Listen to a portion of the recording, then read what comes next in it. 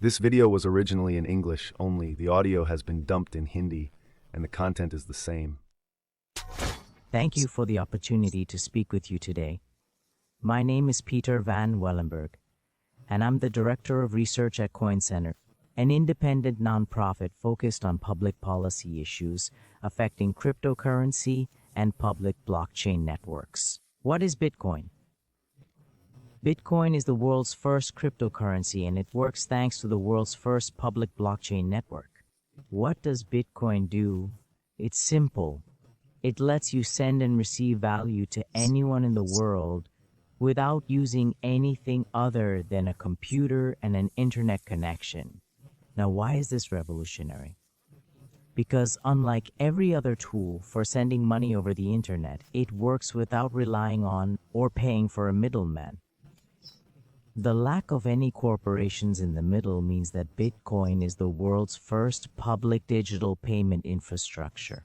And by public, I mean it's available to everyone and not owned by a single entity. Now we have public infrastructure for information, websites, and email. It's called the internet. But the only public payment infrastructure we have is cash, like paper currency, and it only works in face-to-face transactions. Before Bitcoin, if you wanted to pay someone remotely over the phone or internet, you couldn't use public infrastructure. You would trust a private bank to open its books and add a laser entry and credit the person you are paying. And if you both don't use the same bank, then there would be multiple banks and multiple laser entries in between. With Bitcoin, the laser is a public blockchain, and anyone can leave an entry in that ledger, transfer their Bitcoin to someone else, and anyone can do that regardless of their nationality, race, religion, sex, gender, or creditworthiness. Create a Bitcoin address to receive payments digitally at no cost.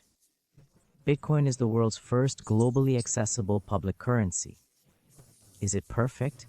No, not even email was perfect when it was invented in 1972. Bitcoin is not the best money on every margin. That is, it's not yet accepted everywhere. It's not often used to quote prices, and it's not always a stable store of value, but it's working. And just the fact that it works without reliability or intermediaries is amazing.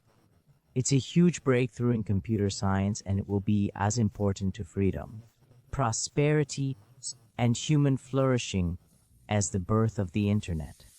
And Bitcoin is just the beginning. If we can change the fundamental barriers to private payments, we can change other private barriers to human interaction. Why should we build more public infrastructure now? Why should we replace corporate intermediaries with blockchain? Why should we tolerate their inefficiencies? And why work to make them better? Why should we require that those who use this technique stay in the United States and not flee abroad? For one simple reason: today's crucial but privately owned, illicit corporate intermediaries are becoming fewer, larger, and more powerful, and their failures have become increasingly severe. The Swiss network has processed hundreds of millions of dollars in fraudulent transactions due to hacked member banks in Bangladesh, Vietnam, Iraq, and Russia. FBI now suspects that the biggest of these hackings was done by North Korea. In an Indian bank, a low-level employee in question, a citizen of Punjab, was able to fraudulently authenticate SWIFT messages. 180 crore, $0 was stolen. This is the biggest electronic bank robbery in history. In fact, it is the biggest bank robbery in history. In October 2017, an estimated 2 million internet-connected devices were hacked and turned into a botnet, rendering major websites in Europe and North America unavailable for several hours, including CNN and Fox News, the New York Times, and the Wall Street Journal.